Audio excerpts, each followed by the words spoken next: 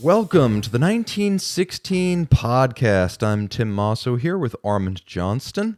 This is an interactive experience, folks, so if you have questions or suggestions for future topics, please send them to podcasts at the1916company.com. We have a few different agenda items today. We're talking about auction results, we're talking about gifting watches, we're talking about our favorite 21st century watch brands. So we're going to cover all of this. It's a lot of ground for just 1 hour. We also will moot some perpetual calendar suggestions if we have the time. So Armand, everyone is talking about this recent Phillips auction, and everyone's talking about FP Journe. Why don't we start there? Absolutely. I think we'll get there, but obviously one of the early sold wristwatches before FP Journe was a brand. The 1993 quote unquote number 15, I think it's being called, is kind of the talk of the auction, coming in at 7.6 million all in USD.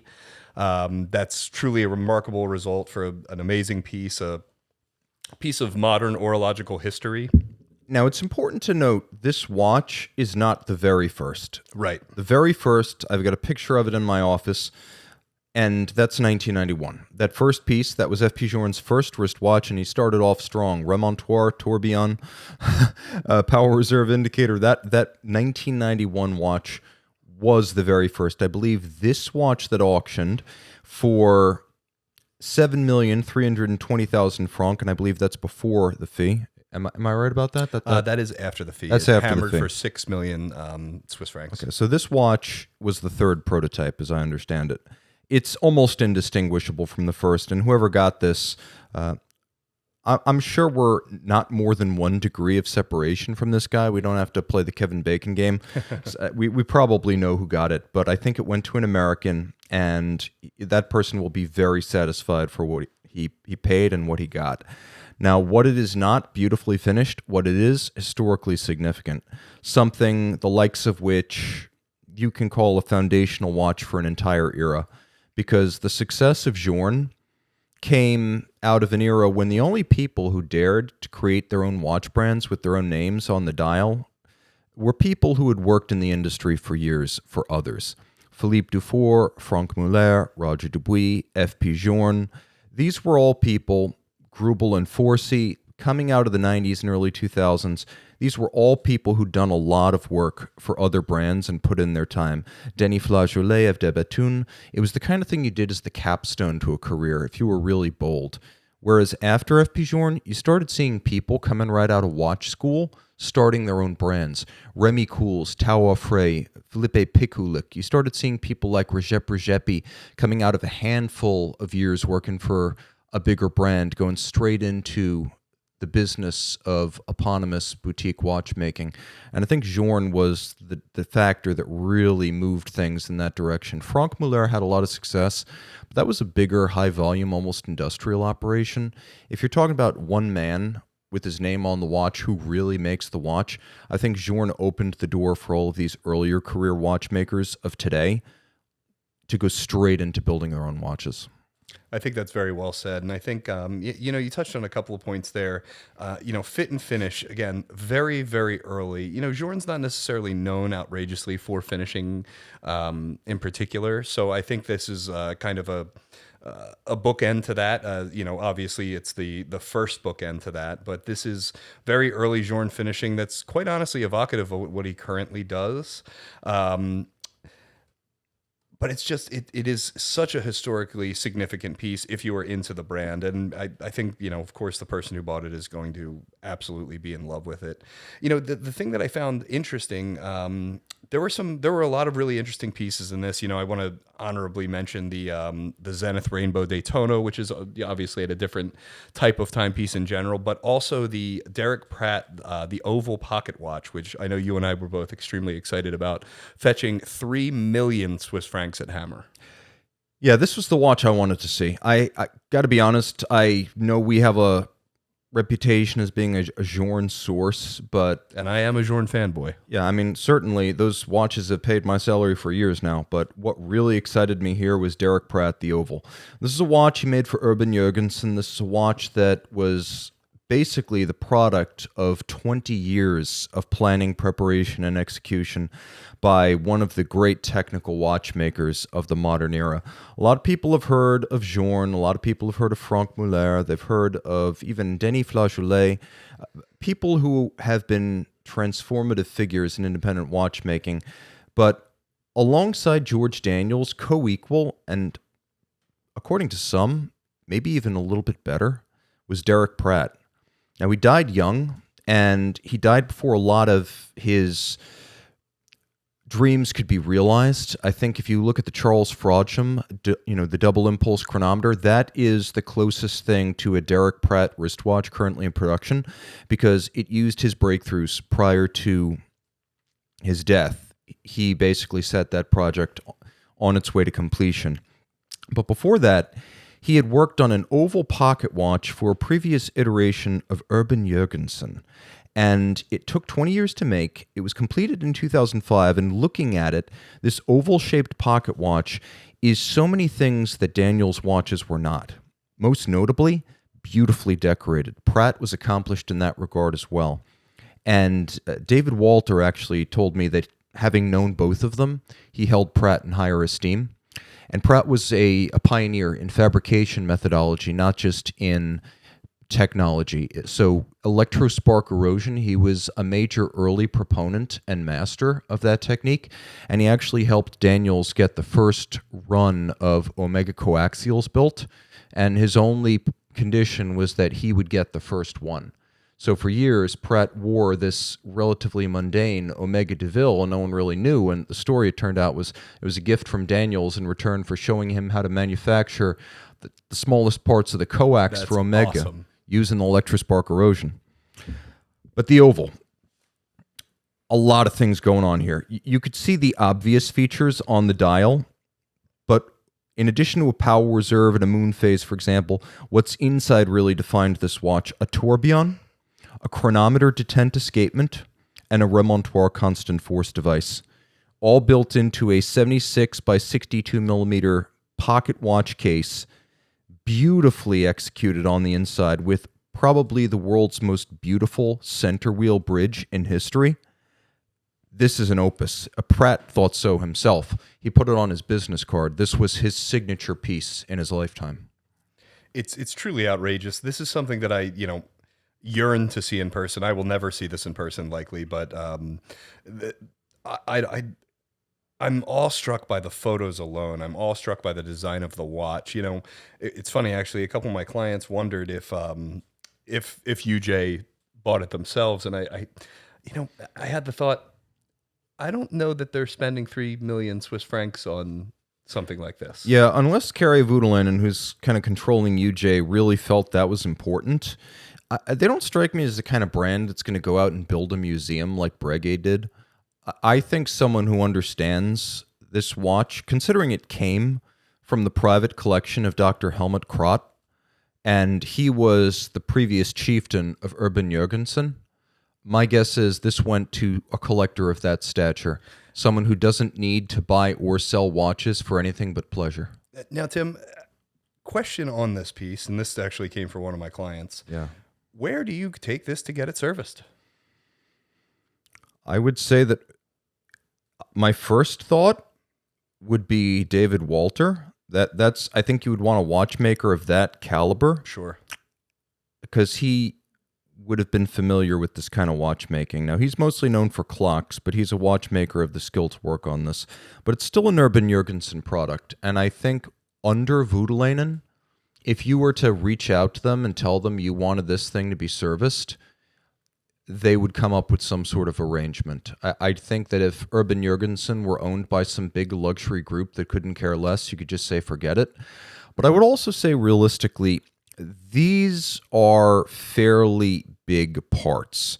So if you have someone who is adept at servicing marine chronometers, if you have someone who is adept at servicing vintage watches, I'm not sure if Parmigiani still operates his restoration atelier, but for years the Sandoz Family Foundation, a pharmaceutical empire, endowed him because he was the man who restored all of their complicated, sophisticated, delicate, and sensitive vintage watches. And he's certainly the kind of person who, if he wouldn't do it himself these days, he could definitely point you in the right direction. I'm less worried about servicing something like this than, say, an MCT. Sure. Yeah, like where you've got a super delicate watch using parts that no normal watchmaker is used to working on, and there's maybe one or two guys who worked at the company who are still willing to look at them. I think relatively large chronometer-style pocket watch with tourbillon is the realm of master watchmaking and restoration, whereas micro-mechanical engineering that has to be reconstructed from scratch without builder's plans or service manuals is going to be a lot tougher. I would be more worried about some super intricate modern watch built by a dead indie brand than this thing.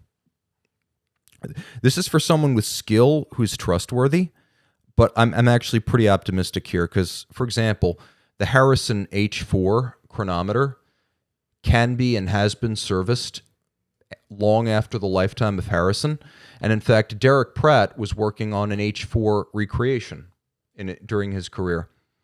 And, so if there's a watchmaker of Derek Pratt's skill, and there are, you can get a Derek Pratt watch serviced, just as there are watchmakers of the skill to work with Harrison's H4 and periodically service that back into functional condition. This is the watch of the show for me. This was the event. It sold for, and I guess we're looking at all in with buyer's fees, 3,690,000 Swiss francs, which is shockingly less than the 5-digit Zenith Rolex Rainbow. Yes. Don't get me wrong, the Rolex is cool, but I'm not sure I like it that much more than a standard Zenith El Primero in white gold. If you're talking orological significance, there's no competition either. I love the Zenith Rainbow. I think it's killer. I'm a sucker for good gem setting, I guess I should call it. I was just going to say well set watches. And Rolex does it extremely well. This is also interesting. It's kind of a watch that even in the industry was rumored and not confirmed, and now it is confirmed, and very much so. I love seeing pieces like that. It blew me away, the result that it got, but it's a Rolex, it's a Daytona, it's a Rainbow, it's a questionable piece unique. Now, there's a lot of other really neat stuff. I would say probably my favorite watch that auctioned, other than the Pratt, if we're going to break these things down into wrist watches and pocket watches, the Audemars Piguet John Schaefer minute repeating star wheel somehow sold for only 106,680 Swiss francs. This is a platinum. It did beat the estimate, but they always set low estimates so they can announce a beat. But my gosh, this thing, oh my gosh. 10 pieces made, platinum, John Schaefer, Sotuno case, star wheel, time display, wandering hours, and a minute repeater by Renaud et Papy. It does not get any better than this. And the dial is purple. Oh my gosh. And yeah, okay, so what do you think this would cost if AP were selling it today? Let's assume the Swiss franc conversion comes out to what, like 125,000 or something? I think it's 1.14. So this is a watch that sold for less than a steel Nautilus. So I would be entirely fulfilled if I got this thing for 106,000 Swiss franc. Yeah, we're both Star Wheel lovers. We've mentioned it a few times on the show. Pairing a repeater like this, pairing a case like this, it's just so cool. And I mean, honestly, at an absolute theft of a price. Yeah, okay, so it comes out to $122,000. So, oh my gosh, I mean, there are Royal Oaks that are selling for more than that. And I mean, Royal Oak perpetuals, not Royal Oak repeaters. What's the price of a used CB these days? I would say 80 to 95,000, depending. Okay, so if you save just a little bit longer, if you're in that budget range, this could have been yours. And that's just a great example of why you want to get down below the watch that's on the cover of the auction catalog. You want to get a little bit deeper into the offerings. There was also a watch that's a personal favorite of mine, Audemars Piguet's, we've talked about this piece before, the Tourbillon Automatique from 1986. Oh, and such a cool one. This one, though, was mother of pearl inlay dial and in platinum. I mean, wow. I was Full box and paper, by the way. I was actually surprised to see it go for the clip that it did, because these, I think it hammered just over 100,000 Swiss francs. It's half that in yellow gold. Let's be honest. Yeah, that is the norm. The norm is 50,000 to 70,000, I would say, and this is just so cool. It has a great sunray mother of pearl pattern on the dial. Outrageous. Beautiful piece. I would also say that someone, let me see if I can find this piece, but if you're an IWC fan and you like some of the older stuff, then you know about the so-called giant Portofino. And this is a watch, reference 5251, that came out in the early 1980s. I want to say 1982. It was a collaboration between Kurt Klaus and their stylist from the time, Hanno Böttcher. And it's a pocket watch movement in and purpose-built oversized wristwatch case. Now, it was available through the 90s. Often it was not cataloged, and it was sort of sold by word of mouth, but it used a manual pocket watch caliber 9521 of extraordinary beauty and size. And this thing, 46 millimeters in diameter, was as big or bigger than any Portuguese. And this one was formerly owned by the legendary Günter Blumlein, who is one of the most important modern watch executives. Resurrection of Jaeger-LeCoultre, guided IWC through the quartz crisis, built IWC's quiver of complications, mechanical complications through this period, co-founder of A Lange und Söhne, a collector par excellence, father of the Zeitwerk and the Turbograph pour le Mérite, the man who invented the notched lugs on Lange cases. This is his watch. And it's an outrageous piece. It's brilliant. I'm reading it's a 1991. A 46 millimeter case in 1991 was, for a dress watch. For a dress watch, this is bigger than how we perceive a Lange 31 at the at the time. It's bigger than, it's bigger than a Super Avenger now. It's the bigger Panerai than anything. Luminor came out 2 years later. At 1993, the Panerai Luminor was a 44. In 44, exactly. And it's a beautiful watch. If you want something that's autologerie from IWC, this is really it. The way the movement is decorated, the aventurine glass moon phase, the dial of extraordinary caliber. I mean, just... And you're talking under $20,000. Yeah, enamel dial, absolutely cannot beat this watch. And a timepiece for the ages. Handmade and only by request for a long time, but in small numbers. I couldn't tell you how many of these were made, but it's not a big number, folks. This is IWC at its absolute best. And if you were to own just one IWC dress watch, for me, it wouldn't be a Portuguese. It would be this. This is really incredible. A watch for all time. And it sold for 15,240 Swiss franc. So somebody got a deal, considering this was Blumlein's personal watch.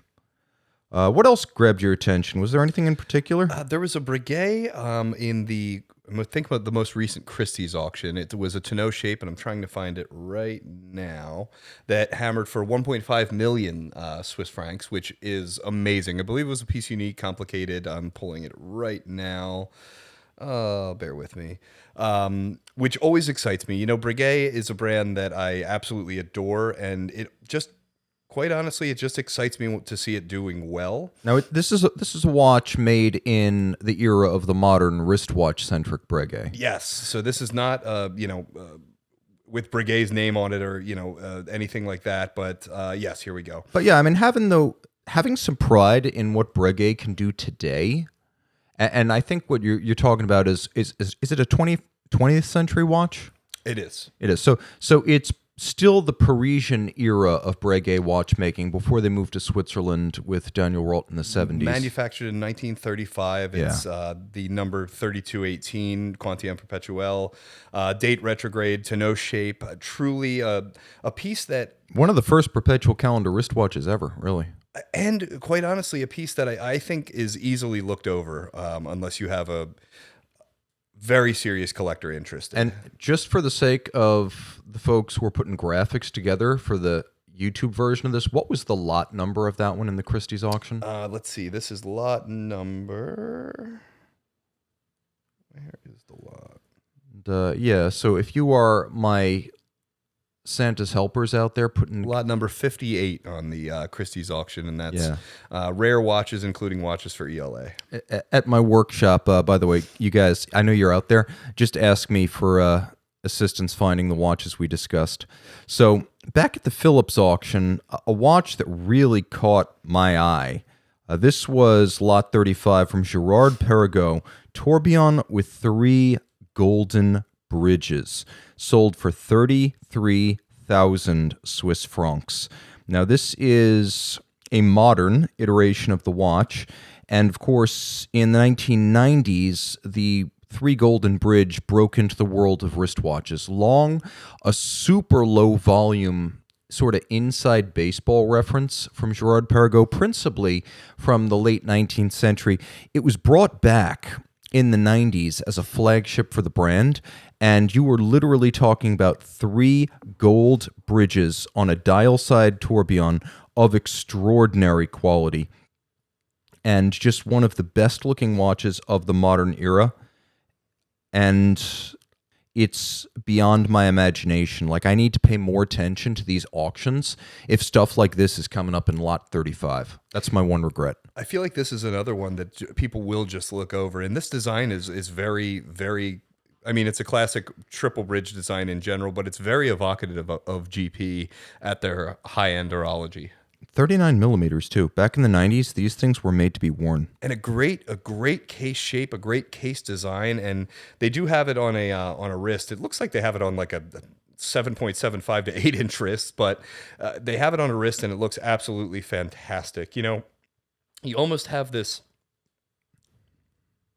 dome-shaped case kind of coming up to the crystal where the open work nature of the watch is showcased. Makes it wear a little bit smaller than the 39 millimeter would suggest. I would probably think, and the case is cool. It looks like a standard 3-piece case, but the bezel is meaningful. The bevel on the flanks is meaningful. It's such a cool put together piece. This is a good pick. Yeah, and someone got that, if you just want to work out the math, for about $37,600. All right, so those are our auction highlights. And guys, do pay attention to the lower lots on these auctions because there's some really cool stuff out there. For under $10,000, someone walked away with an El Primero-powered yellow gold Ebel chronograph, which is just like the end of the world if you're a Miami Vice fan. There's a lot of neat stuff down there. Someone picked up a Corum Golden Bridge in white gold, gem set with full bracelet, and a movement in white gold. Someone picked that up for $9,525. Is that crystal also faceted? The crystal's faceted, and it's actually a backwinder and a back setter. Yeah, the earliest versions of this watch from the 80s featured faceted crystals that were works of micromechanical engineering art at the time they were created. This was a kinder, gentler era of watchmaking when you couldn't create like a full sapphire case. It was genuinely a struggle to create a faceted, shaped, volumetric sapphire. Which there's really like it. There's no replacement for that. I love the vaulted look of the sapphire. I love the facets. I think it's so cool. And we see some of the box sapphire pieces that we see now that are, I guess, a little bit easier to manufacture in this day and age, but it kind of doesn't hold a candle to something like that is faceted in such a really cool way. And I've had a chance to see those early golden bridges. Oh, this one was made only 5 years after Calabrese sold the concept to Corum, so a really cool foundational piece for Corum.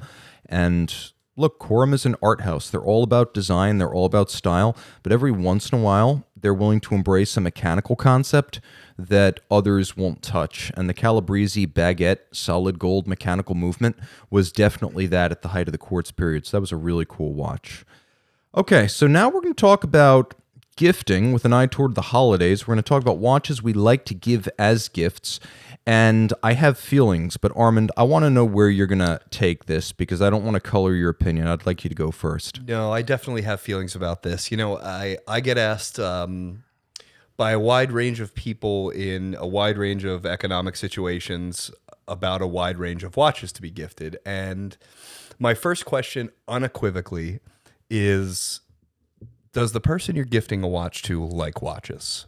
Because that is an important distinction. If the answer to that is no, and let's just say for argument's sake, the answer is no, and the person has a budget of up to $2,500. I go with Citizen a lot because I find something like a Citizen Echo Drive is a great daily type of use type of timepiece, and it's great for somebody who doesn't necessarily love watches, or they don't know yet that they love watches and are kind of, getting into the idea of understanding complications, understanding how watches work. And I think the mechanical aspect of certain timepieces, which is ultimately what I would recommend if somebody does like watches, is something mechanical. I think that can sometimes confuse people who aren't into the hobby already. Now, if somebody says that, yes, they like watches and we're above or below a certain price point, I think something like Seiko is a great brand to delve into the mechanical aspect of collecting. I'm going to say that let's look at this at two different levels. Let's say you've got a big budget and you want to give someone a serious luxury watch. I would say that am I wrong? But let's go to our website, the 1916 Company, right now, and let's take a look at pre-owned Resonance, because I believe that if you're looking at something along the lines of a Type 1, you can get a watch, provided the budget can swing it, you're getting a watch that's going to fit any wrist. You're not going to wind up with a fit and feel issue. So if you're looking at a Type 1 Slim, then you're paying about $15,000, $16,000, but you've got a watch that is guaranteed to fit on any wrist. It's thin, it's titanium, it's lugless. That is a watch that is on a strap that you can adjust to a wrist size. So you're not risking the watch being too big. You're not risking having the wrong size on the bracelet. You're not forcing them to go out to a jeweler, and you're getting them something that's going to be distinctive and fun and carry zero brand stigma. Now, not everyone wants to wear a big brand watch, and a lot of people get very self-conscious about that. And whereas, we in the watch community often think that it's no big thing to wear a $10,000, $15,000 watch, for a lot of people, particularly if it's a very recognizable brand, they might feel a little self-conscious. So I would recommend looking at Resonance if you want to make sure that the fit is going to be perfect. And if you're not worried about fit, I would say you can't go wrong with an Omega Seamaster Diver 300 meter. Omega is, I would say, probably on the side of the brands that are kind of recognizable, but I don't think it carries the same, stigma as some of the other big brands. Now, it's funny, you mentioned the Resonance Type 1. We had that on our live show a few weeks ago when I believe you were in Hong Kong, Tim, actually. Oh, I got it. Matt Parker and I talked about that piece for a while. It does wear really nicely on the wrist. And this is also something that's, it's a strange complication. It's a strange display. It's a strange way of timekeeping. So that's a really fun pick. I think that definitely lands on the side of the guy, the lady or gentleman who likes watches. Yeah, that's for a person who loves watches. That's for a person who will appreciate something a little bit unusual, will appreciate the fit because it's really a unisex type fit. Despite the relatively large case size, Resonance watches all wear kind of small. I would say that if you want to give a nice gift that is not too expensive and offers a lot of big brand prestige. We talked about the Seamaster Diver 300 meter, but the DeVille Prestige is also a very viable option. So if you look at something like the DeVille Prestige, in steel, on a strap, $5,700, power reserve, date, automatic winding, coaxial chronometer, a lot of value. A watch at 41 millimeters that most wrists can wear. It doesn't wear big. It's not like wearing a 42 millimeter Royal Oak Offshore where it's more like a 45. So that's where my thinking is kind of in terms of giving a luxury watch as a gift. Omega's a great choice. Oris is a great choice with the Aquis date. For under $4,000, you get a 10-year warranty. And that in itself is something that's sort of a gift to the person, because when you buy a person a mechanical watch, eventually you're saddling them with the cost of service, which might not be something a new college graduate, for example, really understands or can afford. So to get a 10-year warranty and a 10-year service interval on an Oris Aquis with a date and caliber 400, It's got to be caliber 400. For me, that makes a lot of sense as a gift because you're forestalling the inevitable by a decade. And that is really something to think about. One does have to think of the individual in which they are gifting towards. So this is a really hard topic to kind of openly discuss just because, to some people, there's absolutely nothing that gifts like a Rolex, and I mean nothing. There could be a new Patek Complications underneath of the wrapping paper, and it would not gift in the same way as a Rolex to certain people. I think it's very much on an individual basis. That's kind of what makes watches a little bit difficult to quote unquote gift. I find if the person is into watches, it may be harder to pick. So let's qualify this a little bit. I don't think Rolex is going to get angry at us for mentioning that they're a good gift. I think we can put that in the show. If you're going to go for a luxury watch for someone who's not already a watch fan, Rolex and Cartier are the best choices because those are transcendent brands. You don't have to worry about whether or not they're going to get the Resonance or whether they understand that qualitatively Omega is equal to a lot of its rivals. They don't know where Omega stands if they're not into watches. But Cartier and Rolex will always be appreciated because they are true designer names that transcend watches. People who are not into watches know and respect and value them and understand that that's a special gift. Now, I will say this. We talked about buying watches for the person who is watch literate and an enthusiast, but we haven't talked about buying watches as a gift for the person who is a watch expert. For that person, have a discussion in advance and either know what they want or establish a budget and then go shopping with them. Give them the budget allowance and then go out shopping with them. Don't try to guess. I actually think, I think a really good gift for the person that's the watch expert and I've had mixed feelings about these lines as time goes on, but I think the Blancpain swatch is an amazing inexpensive gift for a quote unquote watch expert. I think it's killer. It's automatic. It has a time tested movement. Your System 51 is still ticking away, isn't it? It is.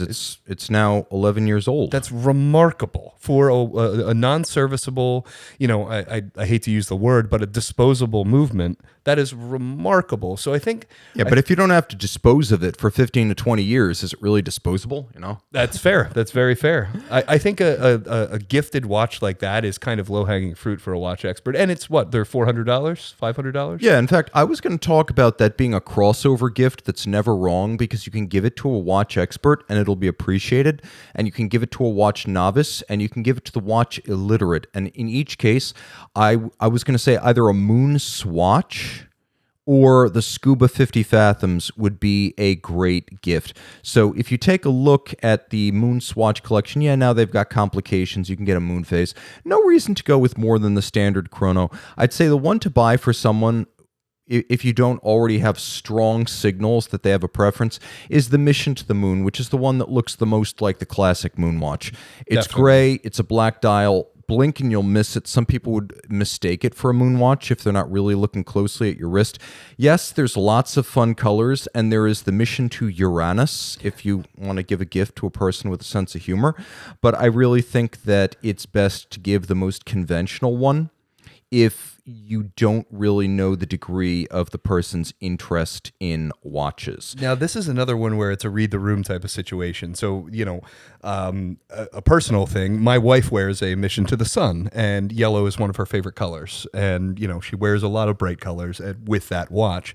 But I think if you have a guy who's, kind of into the olive drab, the military, the coyote brown, so to speak, there are a few options there. If you have, a guy who kind of has earth tones, there's a few options there. A lady with some earth tone interest, or the Mission in Neptune is the bright blue. I was just trying to see which one that was. I think that's probably the fallback if you want to give the no wrong answer because the blue looks really nice and it's fairly neutral. It's not a wild blue, and it's a blue that's subtle enough that you don't have to feel like it's a party watch. Yeah. Whereas some of these others, like the Mission to Uranus in bright blue, or the Mission to Mars in bright red, or the Mission to Venus in bright pink. And I wonder if they did that because women are from Venus. But I think all the same, for $270, A, good deal. But B, you also feel like you gave a decent gift. Like this is something you can give to a kid and feel like it's a legitimate birthday present. This is something you can give to a friend around the holidays and feel like it's a legitimate gift.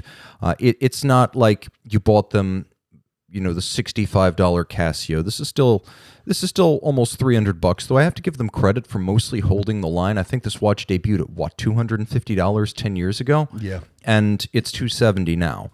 Now the Scuba 50 Fathoms, this is a really substantial gift because I don't know, maybe I'm old fashioned, but $400 still seems like a decent amount of money. And now you're giving something that is mechanical. You're giving something that is built in the image of a much more expensive product. And it's a real dive watch. This is not a toy watch. This is still a diver. And I dare say that the 120 click bezel on these feels better than the bezel on the real 50 Fathoms. So there's a lot to recommend it. It's got that System 51 automatic movement with, in theory, 90 hours of power reserve, and it looks like the current generation 5010, the 42.3 50 Fathoms, which is great. It really is great. I was blown away when this was released. Like the Moonswatch, I kind of had some mixed feelings. I think it's remarkable that you can get a not material for material, but size for size, almost pound for pound remake of a Blancpain with an automatic movement, with Blancpain on the dial, with provenance, distributed by the group that owns Blancpain for $400. It's really a bold statement. And I don't think it hurts the real 50. I mean, I don't want to say the real 50 Fathoms, but it doesn't damage it at all. I think you could say real 50 Fathoms in this case. If you want a true luxury watch that costs 5 figures, you want it because of its intrinsic qualities. This is not like somebody turning a Pontiac Fiero into a Ferrari Enzo, where it's this horrible mutated caricature that's profoundly uncool and poser. This is more like this is more like having rakishly good looks and a wry sense of humor. There's a sophistication to this that it's not the real 50. And they respect the customer enough to know that the customer also knows this is not the real 50. This is almost a way of showing your admiration for the real 50. I think this is an act of admiration, not the equivalent of that Pontiac Fiero or a BMW 325i that has an M badge on it. Like this is not trying to fool anybody. I've said this a couple of times. These releases have grown on me a lot. I'll start off with saying that. I had feelings about the Moonswatch when it came out, and they were the wrong feelings, quite honestly. But I think Swatch Group missed an opportunity with this in the sense of bioceramic. Okay. Is plastic. Okay, we can all get off of our bioceramic high horse and we can level. Now, for the Scuba 50 Fathoms, when this came out, I almost instantly had the thought, why on God's green earth didn't Swatch Group get recycled ocean plastic, melt it down, form it into these cases, and just dye that and sell it as a conservation thing? Why they didn't do that? Why they didn't sell it as, well, not even that it needed to be sold, but I mean, in this day and age of marketing, it would have made sense given that Blancpain beats you over the head with its ocean commitments. Exactly. Yes, and the fact that they couldn't make that connection or made the conscious decision, if it was a conscious decision, to not make that connection, it drives me nuts on a level that. I hate to say these things keep me up at night, but oh my gosh. I will say this. The NATO straps, those are made of recycled fishing nets. Which is great. Which is good. So, but continue the theme. Continue the theme through and through. I would be 100% in favor of that, especially since Oris has found ways to make dials out of that material. And they look great. They look really fun. I think that's definitely something they should look into. And frankly, bioceramic is plastic. So if this material were miraculously scratch resistant, I'd say, sure, I can see the point of using it. But because it's still basically plastic and it marks like plastic, I don't see any incremental benefit from making it out of this pseudo ceramic material as opposed to just a recycled Coke bottle or fishing net or whatever. But I think it's kind of fun because It's almost like you've got BMW, and BMW owns Rolls-Royce, and they own BMW as a brand, and they own Mini. And everyone understands that these are all made by the same company. But no one is ever going to accuse the guy in the Mini of pretending he has a Rolls Royce. Everyone's in on the fun, the spirit, the elan of the Mini, and there's no offense whatsoever that it shares a corporate household with Rolls and BMW. It does not depreciate the upper-level brands in any way. And I think this is just like that. This is having something a lot of fun under the same big tent that includes the 50 Fathoms. And let me just make a recommendation. If you are searching for one of these, I recommend the Ocean of Storms, all in black. This could be mistaken for a much more expensive watch. If you want one that's brighter colored, I say go with the Antarctic Ocean. That's one of the no-date dials. Or go with the Ocean of Storms if you want one with a date. I really like that. But I'll say this, I wouldn't wear it on the NATO. I think NATO is more volume and puffiness than I like to wear.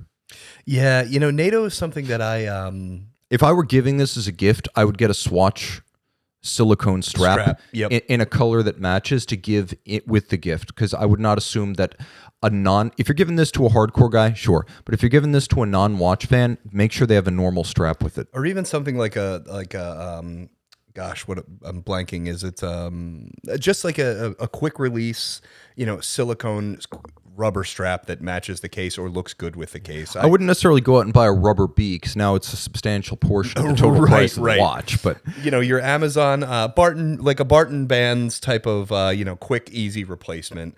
These watches, both the Moon Swatch and the Scuba 50 Fathoms, look great on them. And I totally agree about NATOs.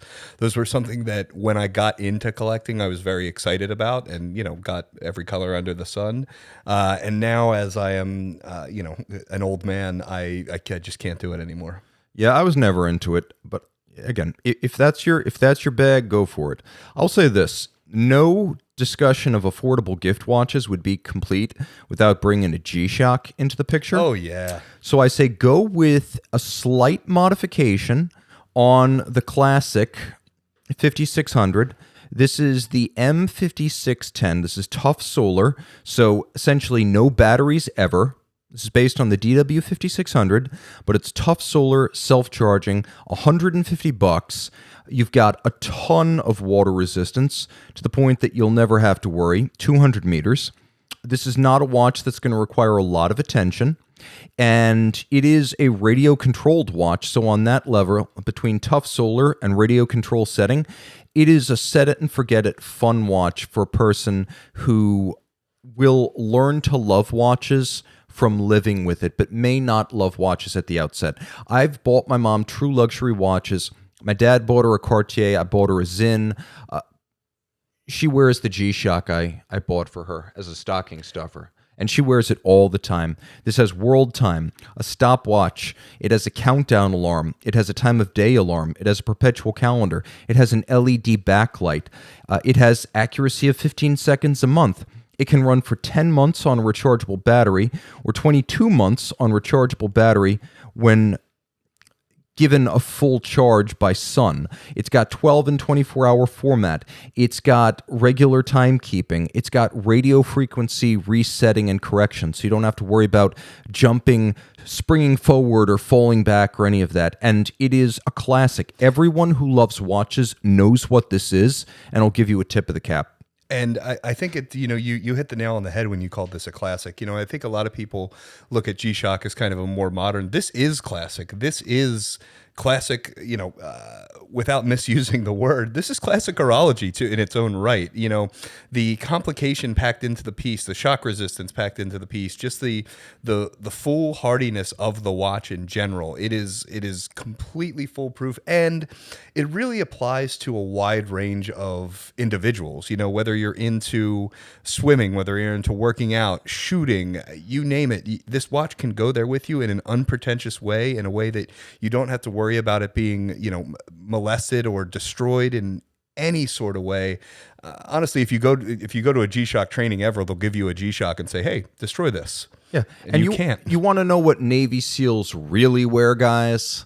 Like we see all these Navy SEAL branded Panerai and JLC luxury And now watches. Omega. When they're styling, when they show up in full dress uniform for a wedding, they're wearing like a Rolex. But when they're actually, hurting people and breaking things, they're wearing G-Shock. So this is about as authentic as it gets. And I wore my G-Shock in boot camp, and that G-Shock was a gift for Christmas 1998. I went to boot camp in 2009. So again, recalibrating your expectation for what disposable means, it still works to this day. You just need to put a battery in it. I'll take a step further with the G-Shock gift suggestion, actually. And if you are gifting to a guy who loves watches, do a little bit of digging. Find yourself a Japanese domestic market only Casio G-Shock, and it's cool. It's fun. You can only get it, online or overseas, and it has a bit more of a story to tell than a standard G-Shock. And I think the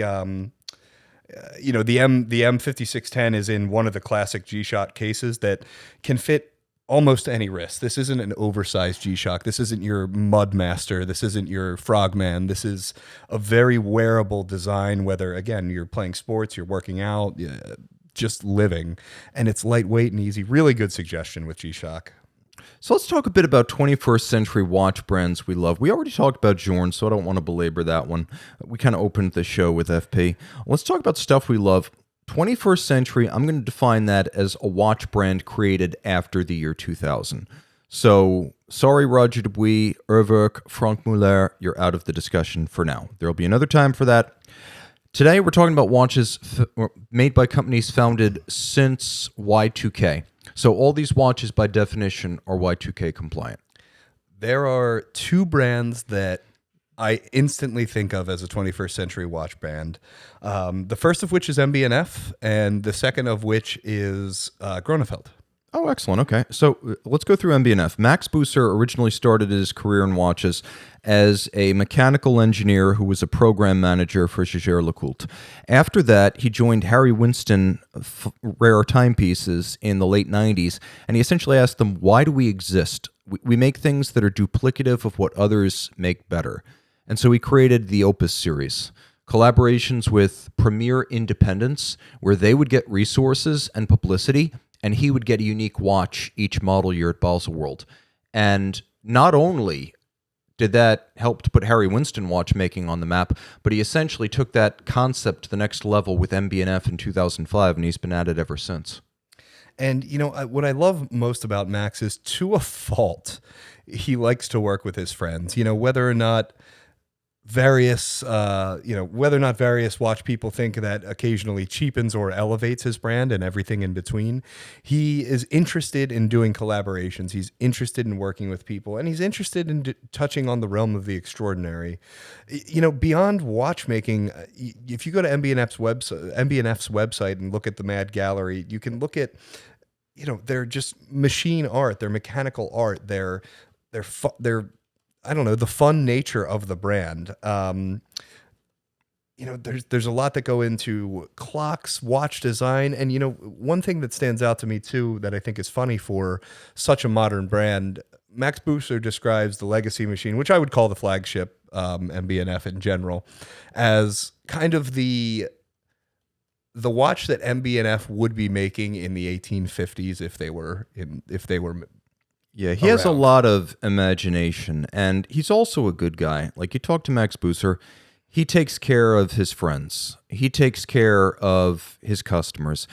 People like me who are just hangers-on to the industry, he's always showed the utmost respect. I've interviewed him 3 times, and he's been incredibly generous with his thoughts and his time and his insights, and he's treated me as though I were the guy signing up to buy the Legacy Machine Perpetual for 6 figures.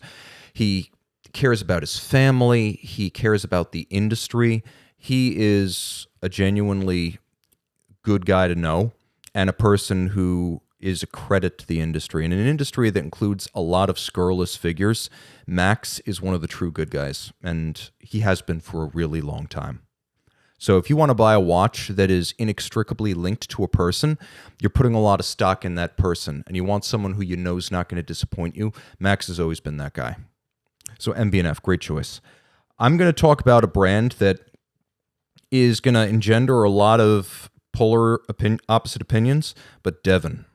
Oh, man. Okay, so frozen garlic bread magnate Scott Devon wanted to make cars and motorcycles, but out of the financial crisis era when then bankrupt Chrysler would not sell him the freestanding assembly line and factory that built the Viper, he lost the ability to build his Devon GTX sports car because it was Viper-based and he needed that assembly line.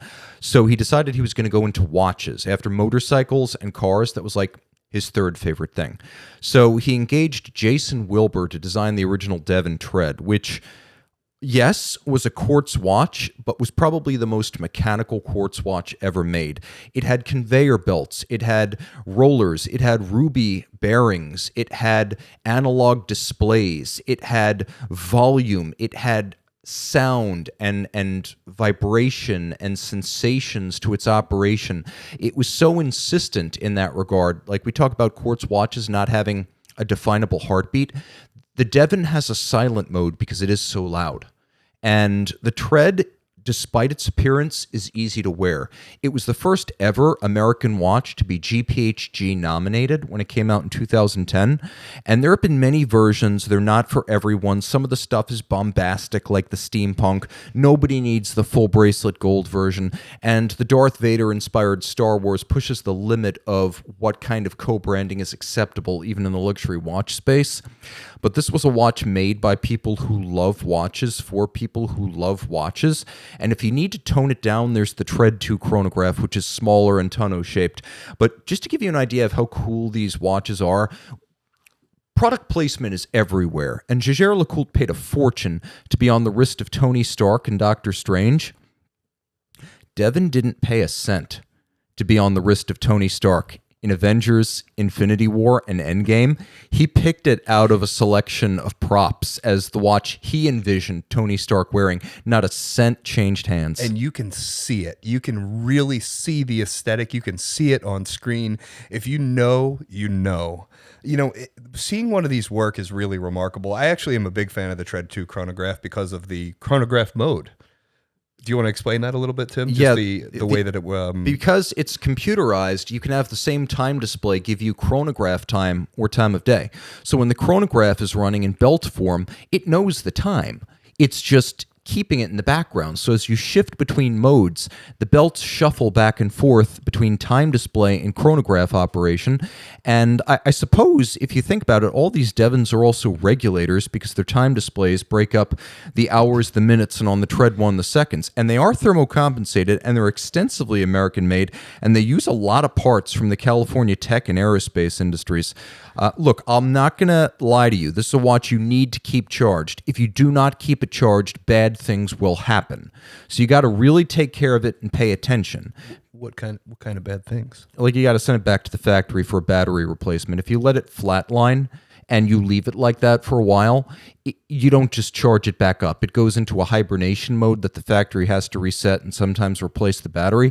That's why when we get them, I shuttle them back and forth on their chargers because I'm the in-house Devon guy and I realize that you have to keep these things topped up. I love sharing this show with you because I learn something every single time. So if you have a Devon, keep it topped up. It charges inductively. It's very easy. You put it on its stand overnight and it is, like I said, full of gears and belts and ruby bearings and position sensors that optically sense the position of the belt so they always align perfectly with the frames for the time. It is an incredibly sophisticated product, and people underestimate just how much goes into it, both on the microprocessor side and on the mechanical engineering side. And look, it's not for everyone, but I want a Tread 1F. The Tread 1F, the Tony Stark, I put up a review of that before it went up on Marvel movies, and that is one of my most viewed videos of all time. Many of my most viewed videos of all time are the Devons, and I realize that I'm not alone. Other people think this is cool. seeing these work is just so cool. Seeing them set is just so cool. I mean, that it is something that, On and off is an event with this watch. it really is. And I don't apologize for its size at all. I think it wears its size well for what it is. I think, of course, it's a large timepiece in general, but I think it's meant to be. I think it's designed to be, and I think it can't possibly be any smaller. Yeah, it's real. That's true. The Tread 1 is as small as they could make it. So Daryl Hardy, Scott Devon, all you guys out in California, Terry Devon, make this happen. Bring the brand back. They're kind of on a low boil standby as they wait to reboot the brand. They're still doing service. I don't know if they're still selling them new right now, but there is talk of bringing Devon back with newly designed models, and the Jason Wilbur might be brought back to do the design. He didn't do the Tread 2, he did the Tread 1. There's talk that he might come back for the next Tread. So I strongly hope that happens. What other 21st century brands do you have for us, Armand? So, the Grönefeld is absolutely kind of the next brand that I think of when I think of 21st century brands. And that's, I think that's actually largely due to their design language, the way that their movements are sculpted, the way that, kind of they do a bit of an in relief style finish on some of their movement bridges. And, for better or for worse, I think the brand is really interesting at the high end. I admittedly am not the biggest fan of their, standard automatics. Just the Principia? Yeah, the Principia, I don't know. I just want for more. I want an 8-second remontoire. I want a 1 hertz. Something that's a little bit more than that. I also, And I can understand that because that movement is an Andreas Streller construction that you can get for a lot less money in the Streller Sirna. I also think things like, instead of, I think Chronograph is fantastic. I think Delta Works is a miss to me. In the same way that, Principia doesn't necessarily get me. But again, 8-second remontoire, 1 hertz, Chronograph, all amazing pieces and just, really brilliantly designed by the brothers. I'm a big fan of the 1941 Remontoire, and came out in, I want to say 2016, and I remember by Watch Time New York 2019, they were selling the last few of them in that room.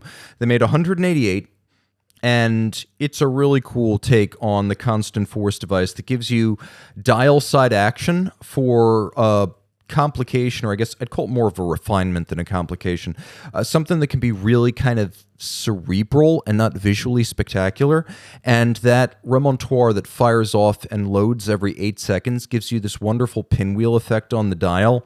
The bridges in steel are spectacular, recessed, grained, raised, relieved, satinated, and polished with bell gable profiles like the roofs of Dutch houses, because the brothers are Dutch and they're in the Netherlands. Golden chaton for pivot jewels, just like pocket watches, mirrored and dished ratchet wheel on top of the barrel, and architecture, which is the shape, size, and relative to positioning of movement parts.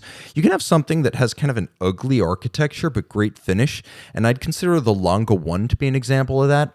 Where you've got this big indistinct 3/4 bridge that doesn't have a lot of nuance or detail to it, but where you see finish, the stripe and the beveling, it's very nice. It's just that the architecture is not engaging.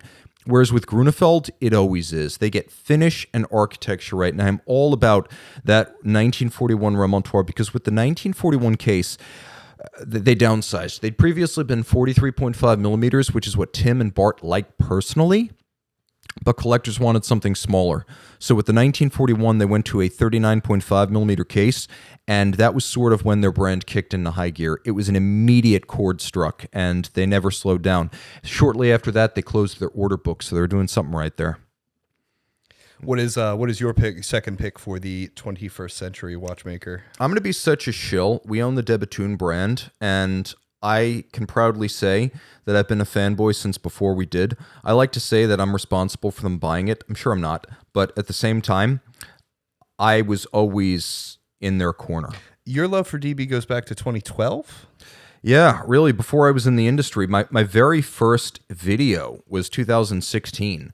That was back when we were Watch You Want, and one of our investors had the watch on his wrist as his personal timepiece. He visited us in our Strip Mall, Florida office. He's like, why don't you shoot a video with this? I went down and I shot a breathless interview of the original DB28 kind of blue, not interview. It was like an interview. It was an interview with myself, but a breathless showcase of the DB28 kind of blue.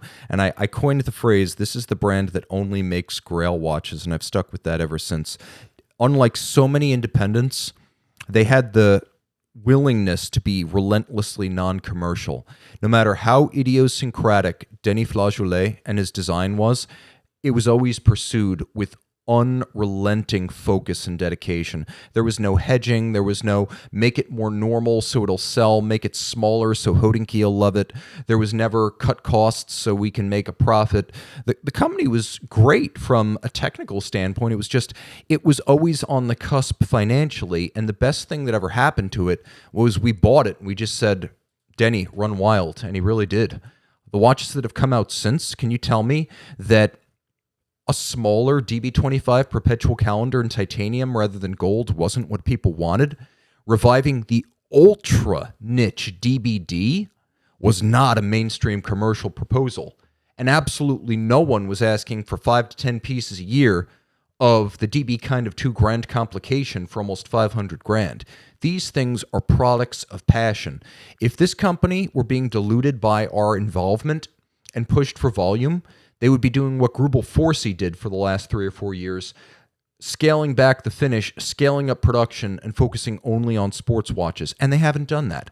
At De Bethune, they've had integrity almost to a fault. And I can say that my favorites are the DBD, which is a digital time and digital calendar that looks like a tombstone, the DB25 QP 40 millimeters in titanium, and the ridiculous bulb-shaped DB29 Maxi Chrono Tourbillon, which is only available as a custom piece. They don't make a standard version, so you better know how you want it customized. I love that. I love Denis.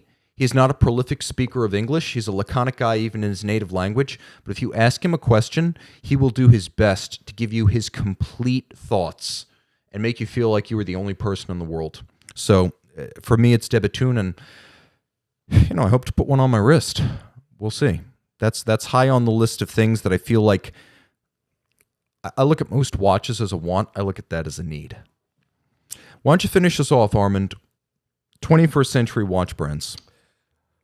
Oh gosh, you kind of took the words out of my mouth with De Bethune. I think that's a great one to end on, and I'll just go ahead and just talk a little bit more about that.